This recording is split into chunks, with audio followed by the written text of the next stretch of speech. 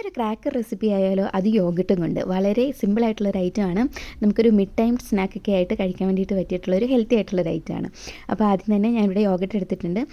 ഞാനിപ്പോൾ ഒരു cutting board എടുത്തിട്ട് അതിൻ്റെ മുകളിലോട്ട് ഒരു ബട്ടർ പേപ്പർ ഇട്ടിട്ടുണ്ട്. അതിൻ്റെ മുകളിലോട്ടായിട്ടാണ് നമ്മളിപ്പം ഈ ഒരു യോഗട്ട് സ്പ്രെഡ് ചെയ്യാൻ വേണ്ടിയിട്ട് പോകുന്നത്. അപ്പോൾ ജസ്റ്റ് നന്നായിട്ടൊന്ന് ഞാൻ അങ്ങനെ പ്രത്യേകിച്ച് ഷേപ്പും കാര്യങ്ങളൊന്നും സെറ്റ് ചെയ്തിട്ടില്ല. ആ ഒരു കട്ടിംഗ് ബോർഡിൻ്റെ വലുപ്പത്തിനനുസരിച്ച് ജസ്റ്റ് യോഗട്ടൊന്ന് നന്നായിട്ടൊന്ന് സ്പ്രെഡ് ചെയ്തെടുത്തിട്ടുണ്ട്. ഒത്തിരി വലിയ തിൻ ലെയർ ആകേണ്ട, ഒരു മീഡിയം ലെയറിലൊന്ന് സ്പ്രെഡ് ചെയ്തെടുക്കുക. അതിലോട്ട് ഫ്രൂട്ട്സ് ആഡ് ചെയ്യുക.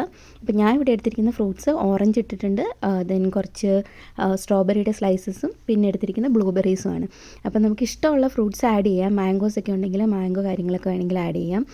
അതുപോലെ ഗ്രേപ്സ് ആഡ് ചെയ്യാം. അങ്ങനെ ഇഷ്ടമുള്ള ഫ്രൂട്ട്സ് വെച്ചിട്ട് നമുക്ക് ക്രാക്കർ സെറ്റ് ചെയ്യാവുന്നതാണ്.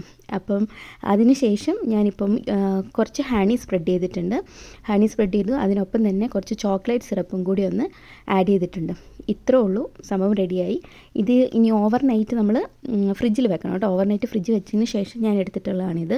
അപ്പോഴത്തേക്ക് എല്ലാ കാര്യങ്ങളും കാര്യങ്ങളെല്ലാം സെറ്റായി. ഫ്രൂട്ട്സും ആ യോഗട്ടും ഒക്കെ നന്നായിട്ട് സെറ്റായി. ഒരു ക്രാക്കർ പോലെ ഇങ്ങനെ സ്ലൈസായിട്ട് നമുക്ക് കട്ട് ചെയ്തെടുക്കുകയാണെങ്കിൽ നമുക്കൊരു മിഡ് ടൈമിൽ നമുക്ക് കഴിക്കാൻ പറ്റുന്ന ഒരു അടിപൊളി ഐറ്റമാണ്. അപ്പോൾ എല്ലാവരും ട്രൈ ചെയ്യുക. Do subscribe for more videos.